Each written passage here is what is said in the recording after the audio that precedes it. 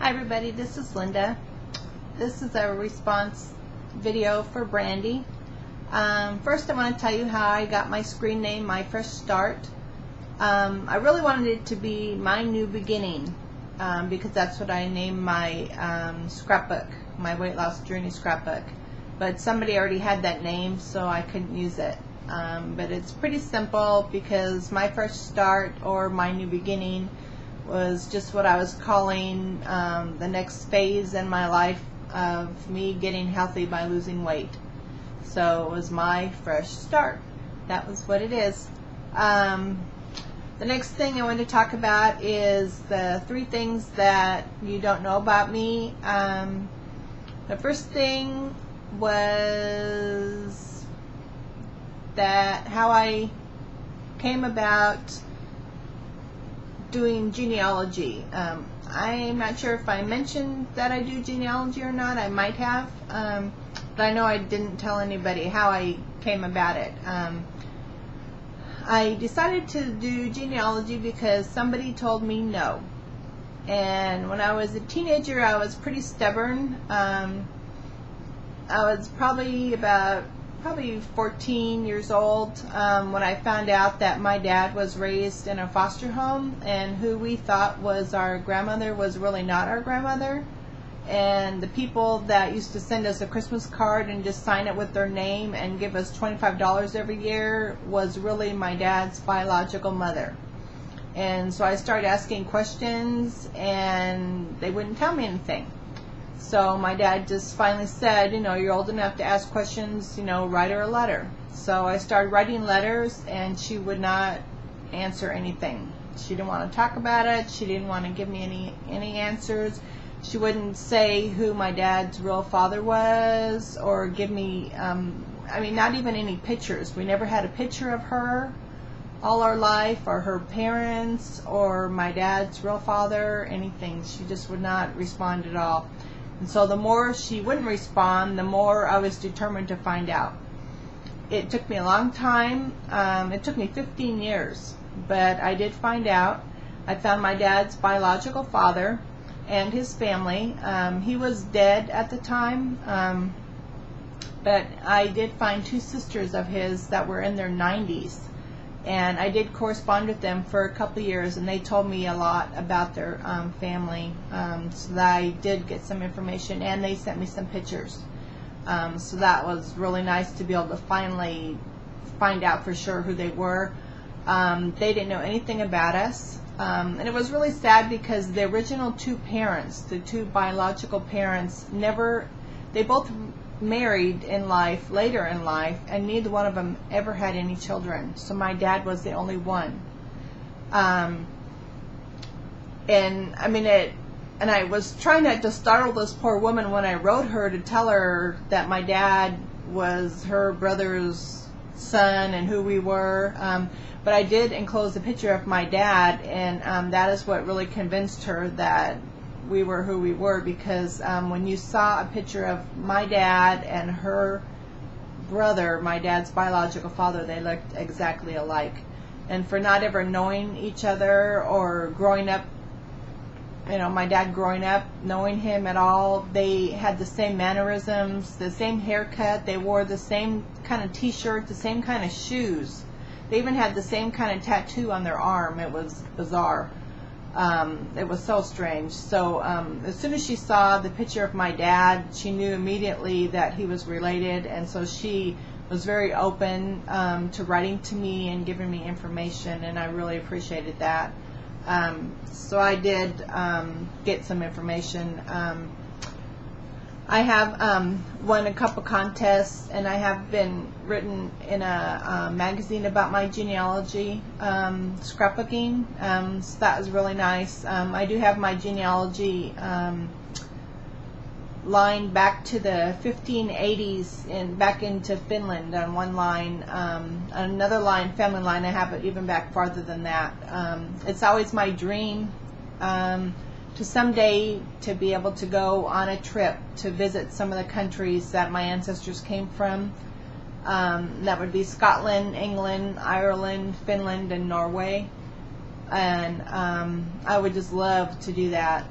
I went to New York one time, and I was able to go to Ellis Island, and I could have spent 3 days there. It was just so fascinating to me to see all that stuff and to see how the people came over and what they went through, and it was just amazing. So that's how I came about doing genealogy, and how I came about scrapbooking was because I wanted someplace to put all that information, and get it in an orderly way so it would all make sense, so I could make copies for the rest of the family. So I started putting them in scrapbooks. I do have, let me show you just one. This is one. I don't know if you can see this very good.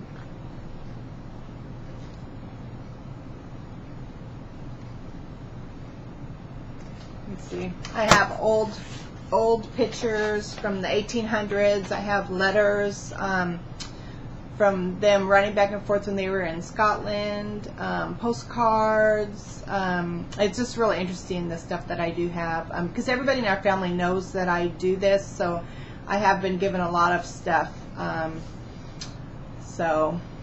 And it's just kind of funny because I'm the only one, my friends just tease me, I'm the only one they know that, they used to tease me that I collect dead relatives, because when I go on vacation I used to actually go to the cemeteries and the courthouses to look for dead people, to do research. But that's what I did, that's the only way to find out. One second thing that nobody knew about me was that when I was younger, I used to hang out at the motorcycle races and the sprint car races. I used to love that, love it.